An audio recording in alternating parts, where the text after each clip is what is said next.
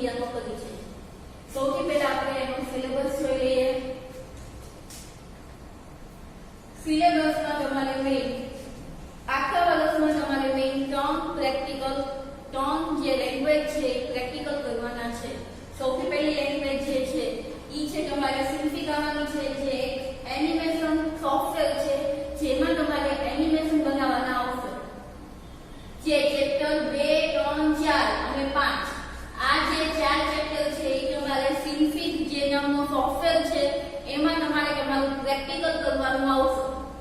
પછી આવે છે તમારું નવો સોફ્ટવેર જે એક લેંગ્વેજ છે ઉબુન્ટુ, જે ઉબુન્ટુ 6, 7 અને 8 ઈ જે 3 ચેપ્ટર છે એ તમારે ઉબુન્ટુમાં પ્રેક્ટિકલ કરવાના આવશે। પછી આવે છે તમારું ચેપ્ટર 9, 10, 11 અને 12 આ જે 4 ચેપ્ટર છે એ તમારે ઓપન ઓફિસ નામના સોફ્ટવેરમાં ડેટાબેઝ મેનેજમેન્ટ સિસ્ટમ ભણવાનું રહેશે। જેમાં સૌથી પહેલા 2, 3, 4, 5 એમાં તમને મજા આવવાની છે, કેમ કે તમારું જે સૌથી વધુ તમને કામ કરવું ગમે છે ઈ તમારે આમાં ભણવાનું છે। જેમ કે એનિમેશન બનાવવું, કોઈ બી એક રેન્ડમ પિક્ચર છે એને તમે અહીંથી આમ પસાર થતું હોય એવું બનાવવાનું છે। વોટેવર ગમે એવા તમારે એનિમેશન જે છે તમારે આ જે ચેપ્ટર છે એમાં બનાવવાના આવશે। તમને મજા આવવાની છે એમાં। પછી ચેપ્ટર 6, 7, 8 થોડુંક બોરિંગ છે, પણ જો તમે ભણશો તો બહુ મજા આવશે। એમાં એવું છે કે તમે જે કંઈ બી કામ માઉસની મદદથી કરો છો, ફાઇલને કોપી કરો છો, તો શું કરો, રાઈટ ક્લિક કરો અને કોપી આપો છો, અથવા કોઈ જગ્યાએ કોપી કરેલી ફાઇલ છે એને તમારે પેસ્ટ કરવી છે તો રાઈટ ક્લિક કરીને પેસ્ટ આપી દો છો વગેરે। પણ જ્યારે તમે ઉબુન્ટુ લિનક્સમાં હશો ત્યારે તમારું માઉસ જે છે એ કાંઈ કામ કરશે નહીં। ફાઇલને કોપી કરવી છે તો કમાન્ડ લખો, ફાઇલને મૂવ કરવી છે તો એનો કમાન્ડ લખો, જેમ કે સીટી કમાન્ડ લખો અને ફાઇલનું નામ લખો તો કોપી થાય। એવા જે કંઈ બી બેઝિક કમાન્ડ છે તમારે ચેપ્ટર 6 માં ભણવાના રહેશે। ચેપ્ટર 6 માં તમે એના બેઝિક કમાન્ડ ભણો છો, પછી એનો ઉપયોગ કરીને ચેપ્ટર 7 માં એની ફાઇલ બનાવવાની છે। એ ફાઇલ બનાવ્યા પછી ચેપ્ટર 8 જે છે એમાં તમારે એડવાન્સ જે સ્ક્રિપ્ટિંગ લેંગ્વેજ છે એનો ઉપયોગ કરવાનો આવશે। પછી આવે છે આપણે ચેપ્ટર 9। તો ચેપ્ટર 9 માં કીધા પ્રમાણે ઓપન ઓફિસ નામનો સોફ્ટવેર છે જે તમારે ઉપયોગ કરવાનો આવશે। હવે પહેલા એ સમજીએ ડેટાબેઝ મેનેજમેન્ટ સિસ્ટમ એટલે શું આવે, જેને આપણે DBMS કહીએ છીએ। ફોર એક્ઝામ્પલ, આપણી સ્કૂલ છે, તમે લોકો ટેસ્ટ આપો છો, એનામાં તમને મેસેજ થ્રુ આવે છે હા આવે છે। કઈ રીતે આવે તો એની માટે સૌથી પહેલા તમે અહીંયા આવ્યા છો, એના ફોર્મ ભર્યા છે, જેથી તમારી બધી માહિતી, તમારું નામ અને મોબાઈલ નંબર અમારી પાસે હોય છે, એ બધી માહિતી અમે કોઈ એક સોફ્ટવેરની મદદથી એક પીસીમાં નાખીએ છીએ, આપણે કોમ્પ્યુટરમાં નાખીએ છીએ। એ કોમ્પ્યુટરમાં નાખ્યા પછી એની જોડે અલગ અલગ કાર્ય કરીએ છીએ, જેમ કે ટેબલ બનાવીએ છીએ, તમારા નામનું અલગ અલગ ટેબલ બનાવ્યા પછી ક્વેરી પાસ કરીએ છીએ વગેરે કામ કરીને અમે તમને મેસેજ તમારા મોબાઈલમાં મોકલીએ છીએ। એની માટે બધી જે માહિતી અમે ભેગી કરીએ છીએ એ જો જે કોમ્પ્યુટરમાં નાખીએ છીએ, કોમ્પ્યુટરમાં નાખવા માટેના સોફ્ટવેર હોય છે અલગ અલગ। તો એમાંનો એક સોફ્ટવેર છે ઓપન ઓફિસ, જેમાં તમારે આ બધું કામ કરવાનું આવશે। પછી આવે છે 13મું ચેપ્ટર। 13મા ચેપ્ટરમાં તમે જે અત્યારે ટેકનોલોજી જે બધી ચાલુ છે એ ટેકનોલોજીના બધા માહિતી તમને આપવામાં આવે છે, જેમ કે 2G છે, 3G છે, વાઈફાઈ છે। તો વાઈફાઈ તમે ઉપયોગ કરો છો પણ કઈ રીતે કામ કરે છે તમને ખબર હોતી નથી, કે જે કંઈ બી કાર્ય છે એની જે કંઈ બી માહિતી છે તમને ચેપ્ટર 13 માં આપવામાં આવશે। હવે સૌથી પહેલા આપણે આપણું ચેપ્ટર પહેલું જે તમારી થિયરી છે એ ચાલુ કરીએ। થિયરીમાં એવું છે, આમાં કંઈ તમને બહુ સમજાવવાની જરૂર પડશે નહીં, કેમ કે તમે જે કંઈ બી આમાં દેખાડવામાં આવે છે એ બધું તમે ઉપયોગ કરો છો, જેમ કે મલ્ટીમીડિયા।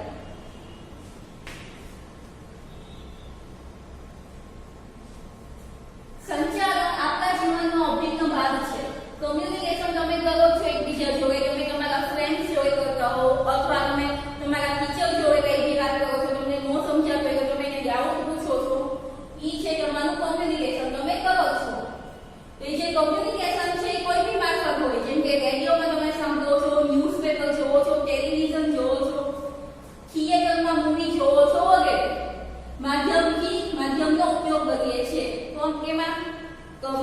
કમ્યુનિકેશન કરવા માટે આમાંથી કોઈ પણ માધ્યમનો આપણે ઉપયોગ કરીએ છીએ.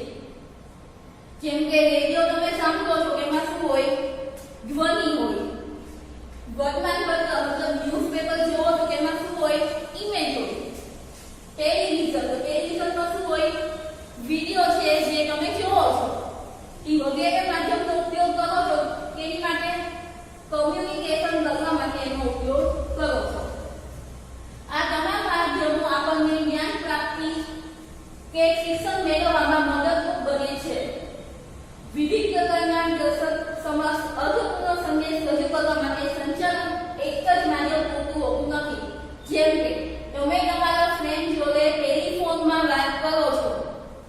તમે તમારા ફ્રેન્ડની જોડે ટેલિફોનમાં મોબાઈલમાં વાત કરો છો. તમે ખાલી એનો અવાજ જોઈ શકો છો, પણ એને તમે જોઈ શકતા નથી અથવા એના હાવભાવ તમે જોઈ શકતા નથી. બીજું એક્ઝામ્પલ આપીએ. તમે કંઈક ફરવા ગયા છો. અત્યારે તો તમે નહીં ગયા હો, બરાબર છે, પણ તમે પહેલા પાસમાં તમે જે કઈ બી જગ્યાએ ફરવા ગયા હશો એના જે કઈ બી ફોટો છે એ તમે તમારા ફ્રેન્ડને મોકલો છો. કે તમારો ફ્રેન્ડ જે છે ખાલી ફોટો જોઈએ છે, તો તમે અહીંયા કેવી મજા લીધી તમે જોઈએ છે નહીં.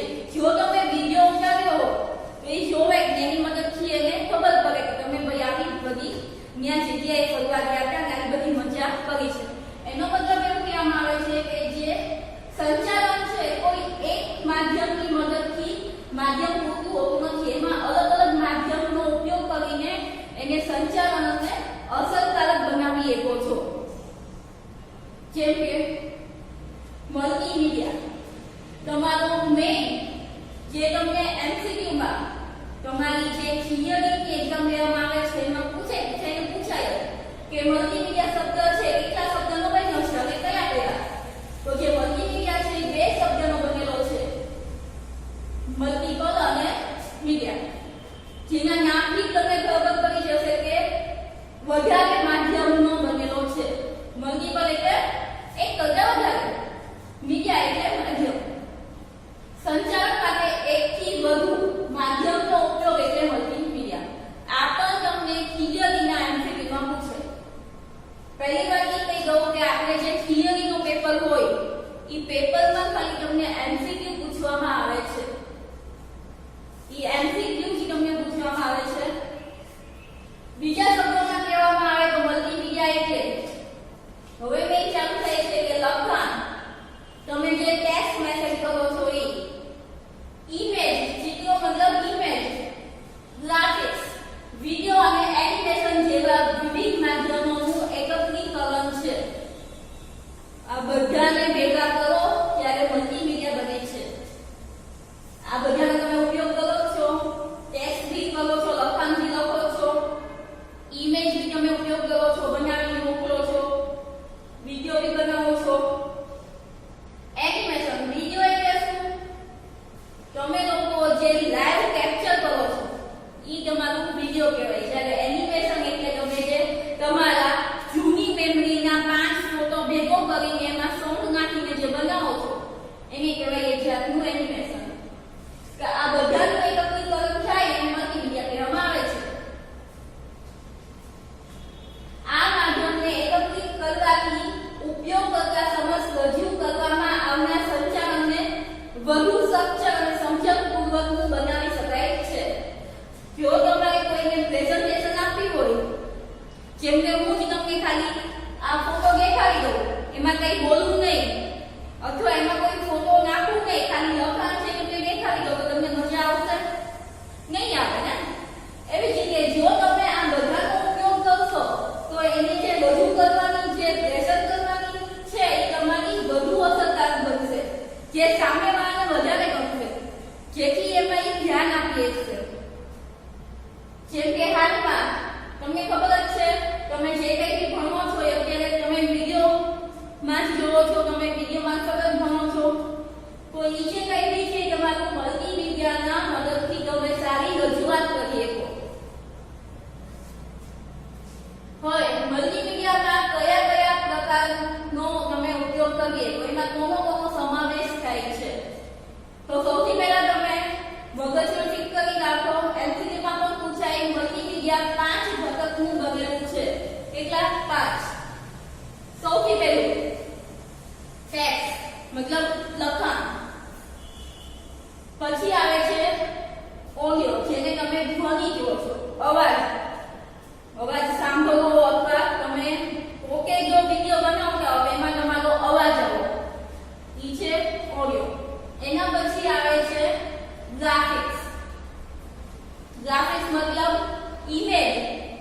રજૂઆત કરો, તમે જે પ્રેઝન્ટેશન બનાવો છો એમાં તમે લખાણ ઉમેરી શકો, એમાં તમે તમારો અવાજ મૂકી શકો, એમાં તમે ઇમેજ મૂકી શકો.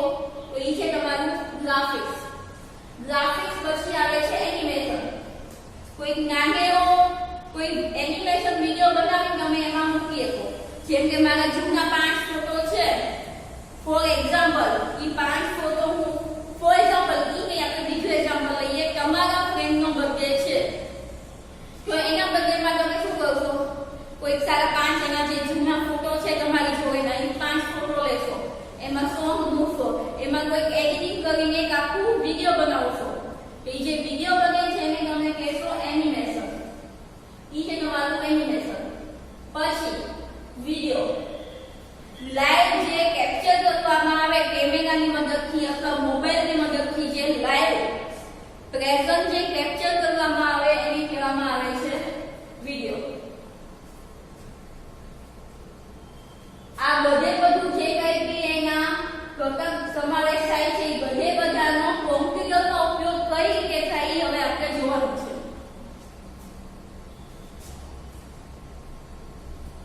આ એક તમે સાઇટ જોઈ શકો છો જે છે ગુજરાત ટુરિઝમની.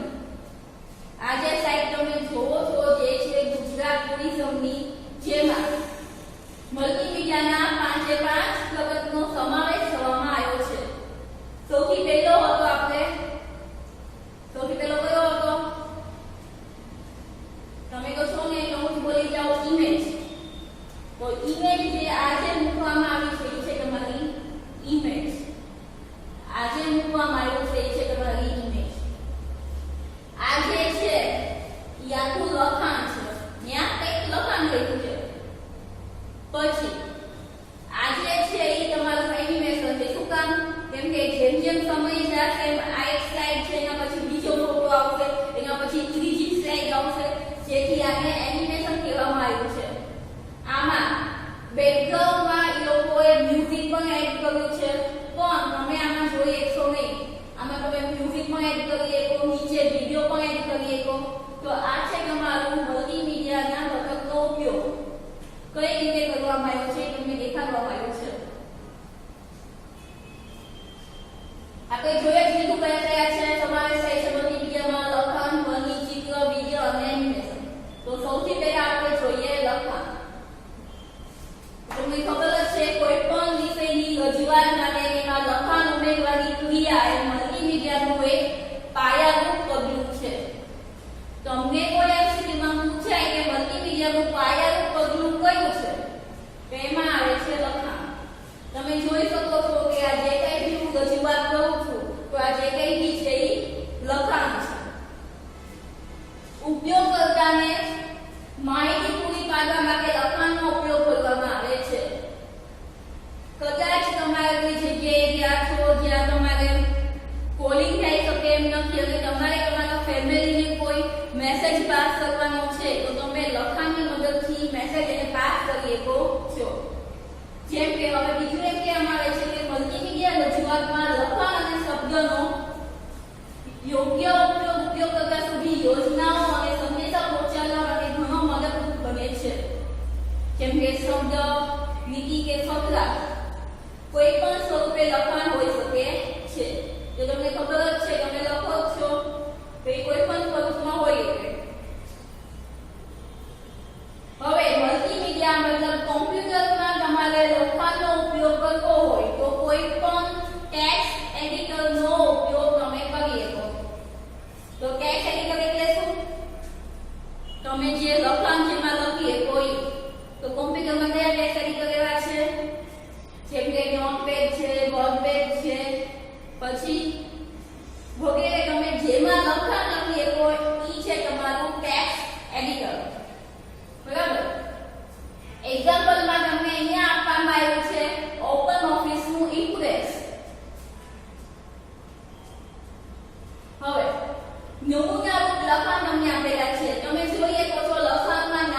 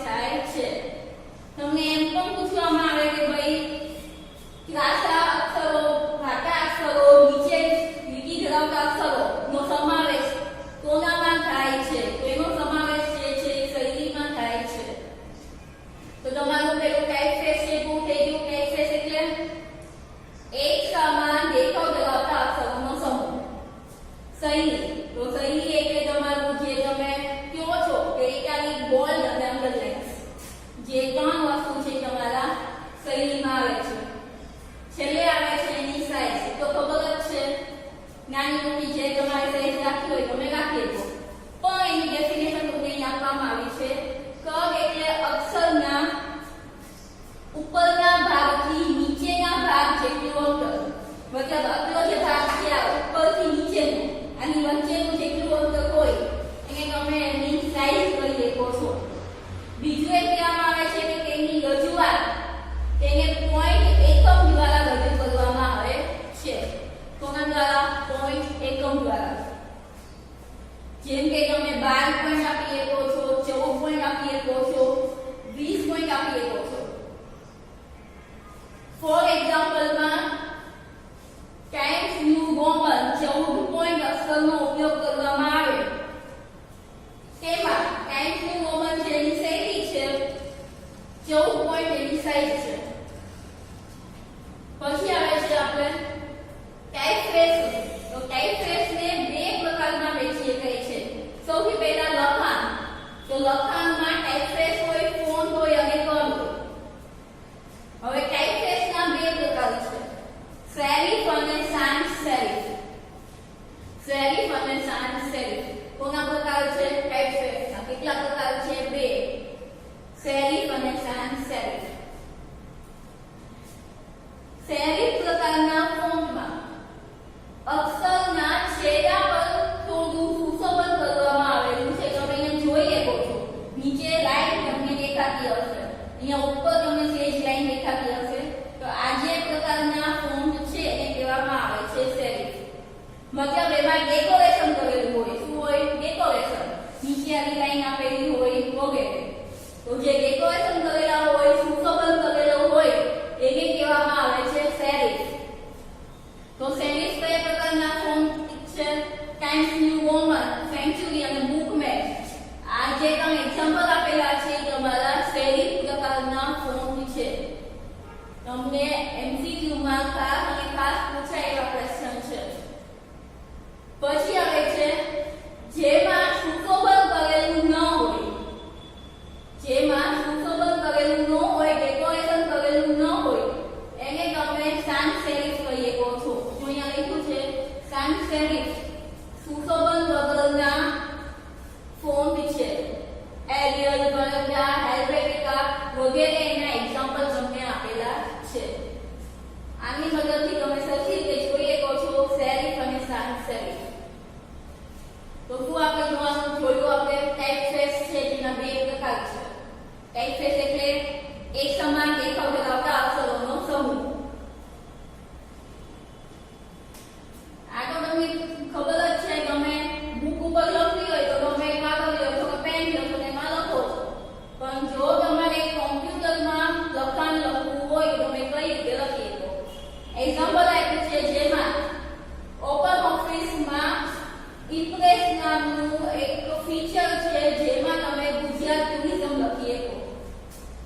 તમારે ટાઈપ કરવી હોય, ઘરે કોમ્પ્યુટર હોય તો MS વર્ડ નામનું MS ઓફિસના માં એક ફીચર છે MS વર્ડ. એમાં તમે સિમ્પલ લખી શકો ગુજરાત ટુરિઝમ. હવે બીજું એક કહેવામાં આવે છે તમારે ફોન્ટને આ પ્રમાણે રજૂઆત કરવી હોય તો પણ તમે કરી શકો. આમાંથી ઘણા લોકો હોય, ઘણા સ્ટુડન્ટ્સ આવું પણ કરેલું હશે એનું પોતાનું નામ આમાંથી જે ફોન્ટ ગમે એમાં એને લખ્યું પણ હશે. આમ લખવા માટે તમારે આ સેટ લેવા પડશે. જેમ કે ઓપન ઓફિસમાં જાઓ, ઇન્સ્ટેન્ટમાં નવી ફાઇલ બનાવો જેમાં વ્યૂ નામના મેનુ બારમાંથી અહીંયા વ્યૂ દેખાય ને, વ્યૂમાંથી ટૂલબારમાં જવાનું, ટૂલબારમાંથી ડ્રોઈંગમાં જવાનું. ત્યાં જાઓ એટલે તમને આવો ઓપ્શન આપવામાં આવશે. તમને જે ગમતી હોય ફેમિલી તમે સિલેક્ટ કરી શકો, એમાં તમારું નામ લખીને તમે એને ઓકે આપી શકો. તો આ પ્રમાણે તમારું લખાણ તમારા ફાઇલમાં કોમ્પ્યુટરમાં દેખાય.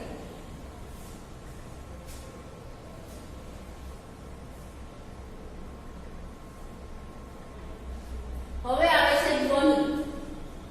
તો આપણે એક પ્રકાર જોઈ લીધો જે હતો લખાણ. હવે આવે છે ધ્વનિ. અવાજ. અવાજ એ મલ્ટીમીડિયાનો સૌથી મહત્વનો ઘટક છે. પાયાનો તો લખાણ આવે. મહત્વનો ધ્વનિ એટલે કોઈ પણ ભાષાની અર્થપૂર્ણ બોલી. ધ્વનિ એટલે કોઈ પણ ભાષાની અર્થપૂર્ણ બોલી. જે તમને તમારા એમસીક્યુમાં પૂછાયો સવાલ છે. અવાજના એનાલોગ સ્વરૂપને સાઉન્ડ કહેવામાં આવે છે. એનાલોગ સ્વરૂપને સાઉન્ડ કહેવામાં આવે છે, જ્યારે ડિજિટલ સ્વરૂપને ઓડિયો કહેવામાં આવે છે. ખાસ યાદ રાખવાનું, એનાલોગ સ્વરૂપ હોય તો હંમેશા એને સાઉન્ડ કહેવામાં આવે, જ્યારે ડિજિટલ સ્વરૂપ હોય એને ઓડિયો કહેવામાં આવે છે. એનાલોગ મતલબ તમે બોલીને રેકોર્ડિંગ જે કરો છો એ છે તમારું સાઉન્ડ. ડિજિટલ સ્વરૂપ એટલે તમે જે કંઈ બી સાંભળો છો, સોંગ સાંભળો છો, જે એ બધું કહેવાય ઓડિયો.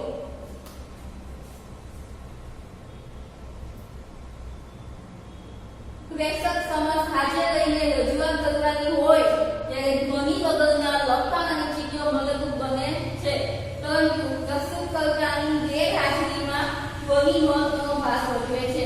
ફોર એક્ઝામ્પલ, હું તમારી સામે છું અને તમને ભણાવું છું તો ધ્વનિ મહત્વપૂર્ણ ભાગ છે. નો હોય તો પણ ચાલે, કેમ કે હું તમને એની વાત દેખાડી કે ભાઈ આવું આવું છે. પણ જો હું નો હોઉં, તમે કોઈ વિડીયો જોતા હો તો અહીંયા સ્પેશિયલ એની માટે ધ્વનિ મૂકવું પડે, અવાજ મૂકવો પડે. હવે તમારું જે ધ્વનિ છે એ કોમ્પ્યુટરમાં કઈ રીતે મતલબ એમાં નાખવું કઈ રીતે એના સ્ટેપ તમને કહેવામાં આવશે. ધ્વનિ કોમ્પ્યુટરમાં નાખવા માટે એની માટે તમારે જરૂરી છે માઇક્રોફોન અને સ્પીકર. બીજું, સોફ્ટવેર માટે જરૂરી છે ઓડિયો રેકોર્ડિંગ એપ્લિકેશન, જે તમારા પીસીમાં હોવી જોઈએ. તો અને તો જ તમે કોમ્પ્યુટરમાં તમારું ધ્વનિ છે એ રેકોર્ડ કરી શકો. એ રેકોર્ડિંગ કરવા માટેના જે હાર્ડવેર જોવે એ છે માઇક્રોફોન અને સ્પીકર. બીજું, મલ્ટીમીડિયામાં ઉપયોગી એવા સાઉન્ડ કાર્ડ, સ્પીકર, માઇક્રોફોન અને બેક કેમેરા એમાં ઇન્સ્ટોલ કરેલા હોવા જોઈએ. તો અને તો જ તમે ધ્વનિને કોમ્પ્યુટરમાં રેકોર્ડ કરી શકો. આ છે તમારું ઉબુન્ટુનું સાઉન્ડ રેકોર્ડિંગનું એક સોફ્ટવેર, જેમાં એપ્લિકેશનમાં જાઓ, સાઉન્ડ અને વિડીયોમાં જાઓ, સાઉન્ડ રેકોર્ડરમાં જાઓ, એટલે તમારી આ પ્રમાણેની સ્ક્રીન આવે. આ જસ્ટ તમને એક્ઝામ્પલ આપવા માટે દેખાડવામાં આવે છે, પણ આવું કોઈ પ્રેક્ટિકલ કરવામાં આવશે નહીં. તમને ખબર જ છે રેકોર્ડિંગ કેમ થાય છે, એટલે એમાં કંઈ કહેવાની જરૂર છે નહીં.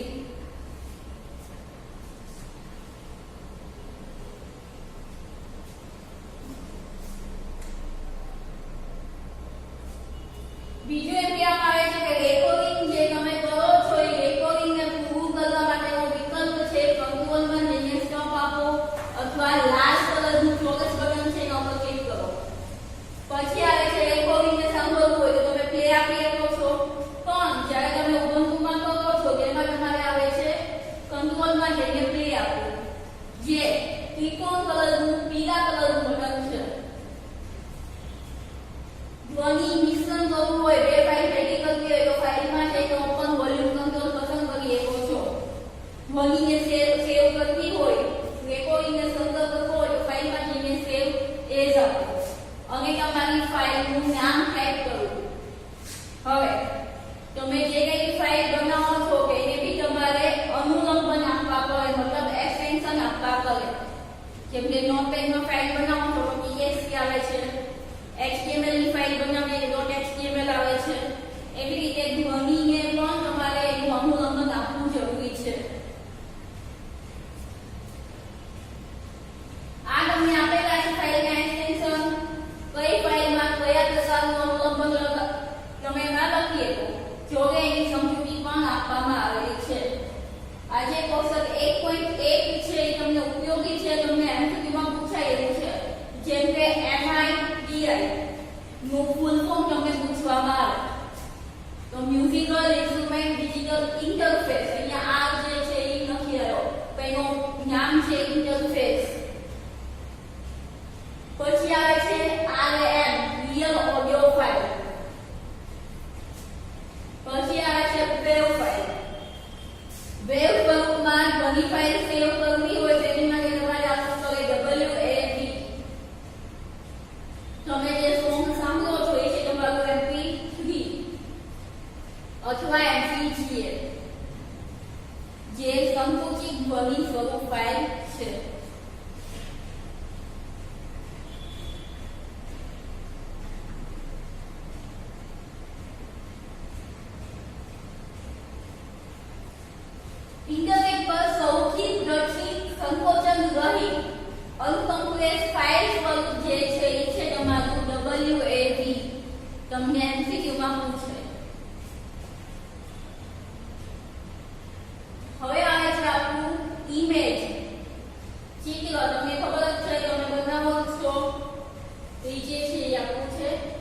ઇમેજ.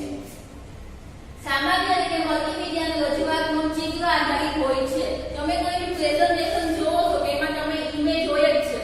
હવે તમે તમારા ફ્રેન્ડને હેપી બર્થડે વિશ કરવું છે તો પણ તમે એનો ફોટો લ્યો છો, એમાં વચ્ચે હેપી બર્થડે લખો છો અને એને તમે પોસ્ટ કરો છો સ્ટેટસમાં.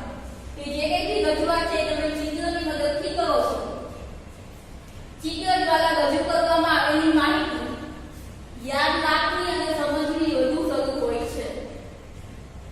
મલ્ટીમીડિયાના વિનિયોગમાં ઉપયોગમાં લેવામાં આવતા ચિત્રો સ્કેનરની મદદથી ડિજિટલ સ્વરૂપમાં ફેરવવામાં આવેલી તસવીર હોઈ શકે અથવા કમ્પ્યુટર દ્વારા જ બનાવવામાં આવેલ હોય. તો જે ચિત્ર છે એના પણ બે પ્રકાર છે. પહેલો, ઓલરેડી ચિત્ર હોય જ તમારી પાસે, એ ચિત્રને તમારા મોબાઈલમાં કોમ્પ્યુટરમાં લેવું હોય તો સ્કેન કરીને તમે એને કોમ્પ્યુટરમાં લઈ શકો છો. બીજા, કોમ્પ્યુટરમાં તમે ચિત્ર બનાવેલા હોય પેઇન્ટની મદદથી અથવા કોઈ અધર સોફ્ટવેરનો ઉપયોગ કરીને તમે એને કોમ્પ્યુટરમાં બનાવેલા હોય અથવા બીજા માધ્યમની મદદથી કોમ્પ્યુટરમાં લીધેલા હોય. ચિત્રનો સંગ્રહ કરવા માટે કોમ્પ્યુટર બીટમેપ કે રાસ્ટર ચિત્ર નામે ઓળખાતા પિક્સેલ નકશાનો ઉપયોગ કરે છે. કોનો ઉપયોગ કરે છે? બીટમેપ અથવા રાસ્ટર ચિત્ર નામે ઓળખાતા પિક્સેલ નકશાનો ઉપયોગ કરે છે. પિક્સેલ તો પિક્ચર એલિમેન્ટ એનું નામ છે. પિક્સેલનું નામ છે પિક્ચર એલિમેન્ટ. આખી જે કોમ્પ્યુટરની સ્ક્રીન બનેલી હોય એ તમારા પિક્સેલની મદદથી બનેલી હોય, જે ઝીણા તબક્કાની બનેલી હોય, જે તમને દેખાતા હોય નહીં. એ સ્ક્રીન પર આવેલું એક નાનું તબક્કું છે. નકશો એ આ તબક્કાઓના દ્વિપરિમાણીય શ્રેણી છે. આમ બીટમેપ એ નાના તબક્કાઓનો એક સરળ શ્રેણી છે જે કોમ્પ્યુટરના સ્ક્રીન પર ચિત્રની રચના કરે છે. બીજું એ કહેવામાં આવે છે કે કોમ્પ્યુટર દ્વારા બનાવવામાં આવતા ચિત્રના અન્ય સ્વરૂપને સદિશ ચિત્ર વેક્ટર ગ્રાફિક્સના નામથી ઓળખવામાં આવે છે. કેટલા પ્રકાર છે એના? બે પ્રકાર. પહેલો પ્રકાર જે છે એ રાસ્ટર, જ્યારે બીજો પ્રકાર છે એ વેક્ટર. એના બે પ્રકાર છે. કોના? ચિત્રના, ઇમેજના. ઇમેજને બનાવવાના બે પ્રકાર છે. બીજું, પહેલો આપણે જોયો, હવે બીજો આવે છે વેક્ટર ગ્રાફિક્સના નામથી ઓળખાય છે. એ કોનો ઉપયોગ કરે છે? તો આ પદ્ધતિ ચિત્રનો ગાણિતિક સમીકરણોના સ્વરૂપમાં સંગ્રહ કરે છે. સ્ક્રીન પર બીટમેપ અને સદિશ બંને પ્રકારના ચિત્રો એક સમાન દેખાય છે. તમે જોઈ શકો છો બીટમેપ. બીટમેપ એટલે આપણું રાસ્ટર. બે પ્રકાર છે, બીટમેપ અને વેક્ટર. તો આ છે તમારું બીટમેપ ને આ છે તમારું બીટમેપ. ને તમે જે ઝૂમિંગ કરો છો એ ઝૂમિંગ છે. બંને એક સમાન જ દેખાય. બીટમેપ અને વેક્ટર બંને એક સમાન જ દેખાય, પણ જ્યારે તમે એને ઝૂમ કરો તો જે બીટમેપ ચિત્ર હોય આ પ્રમાણે દેખાઈ જાય છે. પણ જો તમે વેક્ટરનો ઉપયોગ કર્યો હોય, વેક્ટર ગ્રાફિક્સનો ઉપયોગ કર્યો હોય તો ઈ જે ઇમેજ છે તમારી ઘેરાવા દેવી. શું કામ? કેમ કે એમાં ગાણિતિક સમીકરણના સ્વરૂપમાં સંગ્રહ થયેલો હોય છે. તમે જોઈ શકો છો આ બીટમેપ છે જે બ્લર થઈ જાય છે. જેથી તમે ઝૂમ કરો એટલે એ બ્લર થઈ જાય છે. જ્યારે બીટમેપ ચિત્રને ઝૂમ કરવામાં આવે ત્યારે તે 1.10 માં દર્શાવ્યા મુજબ ઝાંખું બ્લર થઈ જાય છે અને તેમાં આવેલા પિક્સેલ પણ તમને બ્લર થયેલા દેખાય છે. જ્યારે બીજી તરફ સદિશ ચિત્રને ઝૂમ કર્યા બાદ પણ પહેલાના જેવા જ દેખાય છે. શું કામ? તો એમાં વિગતોને ગાણિતિક સમીકરણના સ્વરૂપમાં સંગ્રહ કરવામાં આવ્યો હોય છે. તમે જેવા ધ્વનિના અનુલંબન જોયા એ પ્રમાણે તમારા ઇમેજના પણ તમને એક્સટેન્શન આપવામાં આવેલા છે. જેમ કે બીટમેપ ફાઇલ સેવ કરવી હોય તો BMP આપવાનું. GIF ફાઇલ સેવ કરવી હોય જેનું ફૂલ ફોર્મ છે ગ્રાફિકલ ઇન્ટરચેન્જ ફોર્મેટ. જેનું ફૂલ ફોર્મ છે ગ્રાફિકલ ઇન્ટરચેન્જ ફોર્મેટ. PNG તમે જે પેઇન્ટમાં બનાવો છો ઇમેજ એને કહેવામાં આવે છે PNG, પોર્ટેબલ નેટવર્ક ગ્રાફિક્સ. આ બધાના જે કંઈ બી ફૂલ ફોર્મ છે તમને MCQ માં પૂછાવાની શક્યતા રહેલી છે.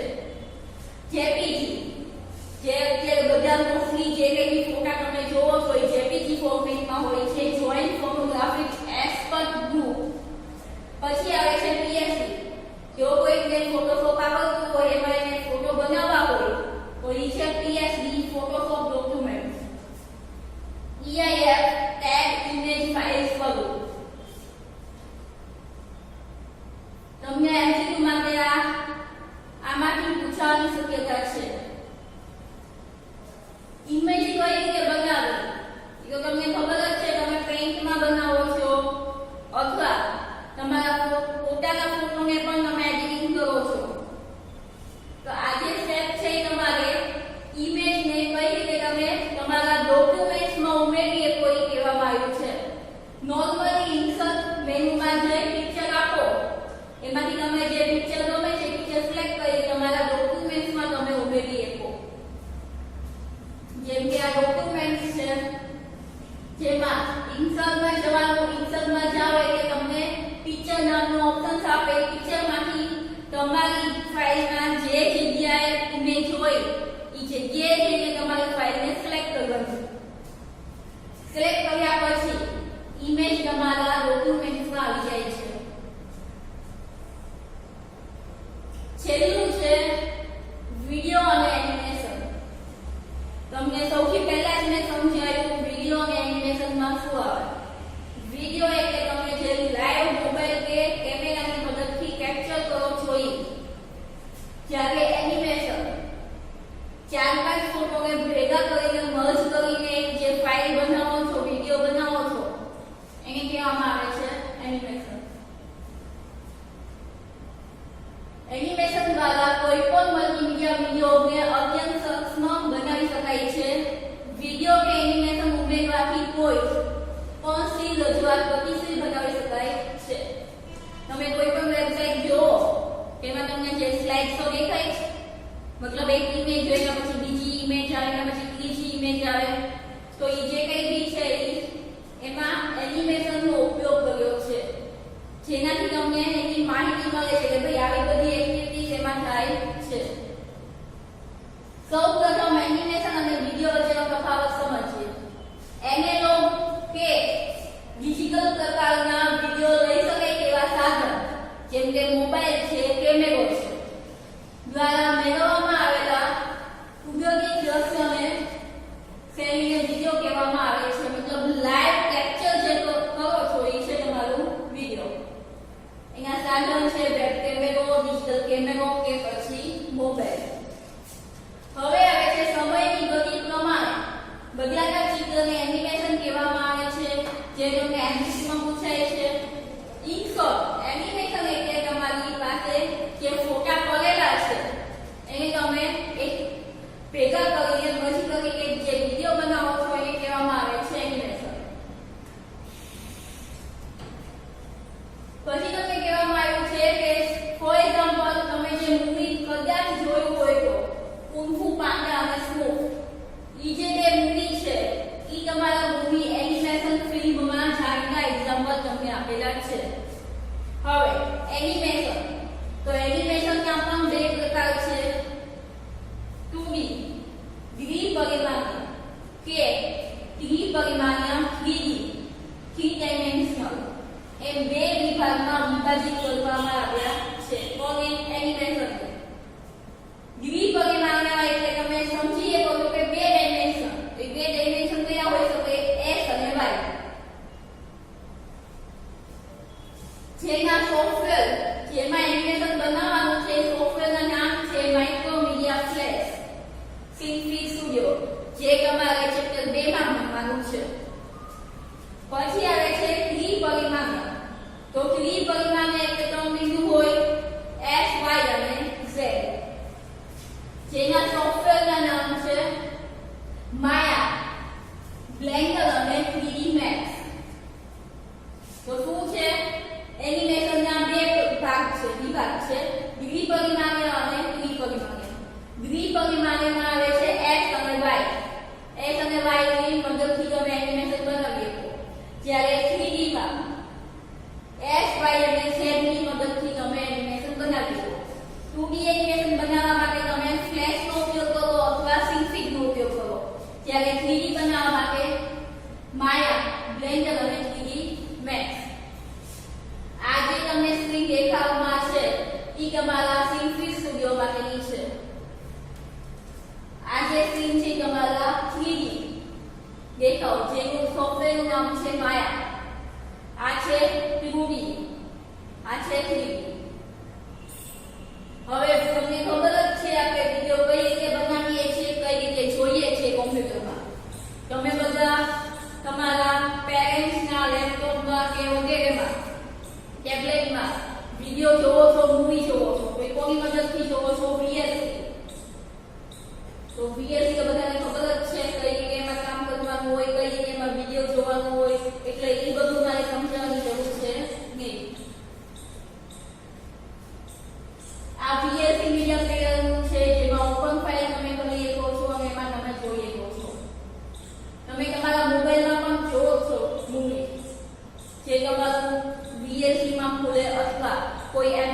પ્લેયરમાં ખુલે અથવા કોઈ અધર પ્લેયરમાં ખુલે છે.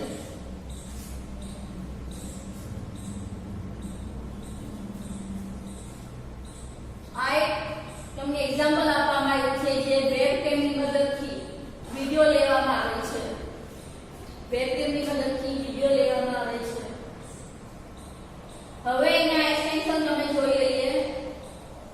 API છે જે ઓડિયો વિડિયો ઇન્ટરવ્યુ ફાઇલ છે. WebP ફાઇલ છે જે વિન્ડોઝ મીડિયા ફોર્મેટ છે. પછી MPG છે, મૂવી